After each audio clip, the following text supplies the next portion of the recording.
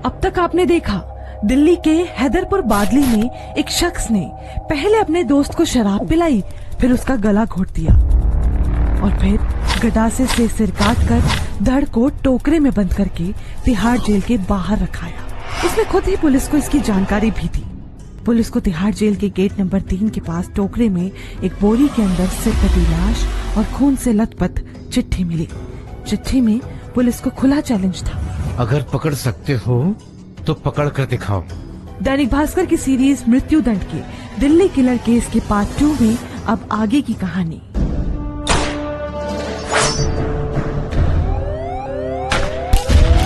25 अप्रैल 2007 सुबह 8 बजे हरिनगर थाने में फोन की घंटी बजी। सामने से आवाज आई, पहली डेड बॉडी का तो कुछ नहीं कर पाए, उसके हाथ पर तो नाम भी लिखा है। इस बार कोई सबूत नहीं छोड़ा। एक और तोहफा भेजा है गेट नंबर 3 पर। अब पकड़ कर दिखाओ, देखता हूँ कितने मर्द हो तुम दिल्ली पुलिस वाले। अनिल की हत्या के 6 महीने बाद 24 अप्रैल 2007 को ये कातिल दिल्ली बादली गांव का गली नंबर 2 रात के करीब 9 बजे गुलिया कॉलोनी के मकान नंबर 155 में उपेंद्र के साथ चिकन खा रहा था। उस आदमी ने उपेंद्र से कहा, जल्दी खाओ फिर सजा भी तो मिलेगी। उपेंद्र थोड़ा हंसा, फिर बोला, भैया कितना मजाक करते हो आप। उस आदमी ने फिर वही किया। रस्सियां निकाली, हाथ पैर बांधे, नान चक उठाया और गर्दन पर कस दिया। उपेंद्र का शरीर ठंडा पड़ गया। इस बार उसने दराती उठाई और उपेंद्र का सिर धड़ से अलग कर दिया। इसके बाद एक एक कर दोनों हाथ और पैर काट दिए।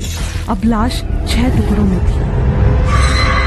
कातिल ने उपेंद्र के हर अंग को कपड़े, प्लास्टिक और अखबार में लपेट दिया। एक गत्ते में सिर, दूसरे में हाथ पैर और तीसरे में धड़। सब कुछ बांधकर उसने खून से सने अपने कपड़े बदले, कमरा साफ किया और अपनी रेहड़ी लेकर निकल पड़ा। रास्ते में ही रामदेव मंदिर के बाहर उसने लाश का एक पैर ग्रिल पर टांग दिया। 30 हजारी कोर्ट के पास एक हाथ जजों के एंट्री गेट पर लटकाया और दूसरा कोर्ट के पास फेंक दिया। फिर तिहाड़ जेल के गेट नंबर 3 पर पहुंचा। उसने वो लाश वाला गत्ता एटीएम के पास में रख दिया और फिर गाजियाबाद की ओर बढ़ गया। वहाँ एक पैर झाड़ियों में फेंका और सिर यमुना नदी में फेंक दिया और बड़े आराम से पुलिस को फोन किया। अब एसएचओ होशियार सिंह गुस्से से भड़क उठे थे, अगर तुम मिला ना तो खाल उधेड़ दूंगा।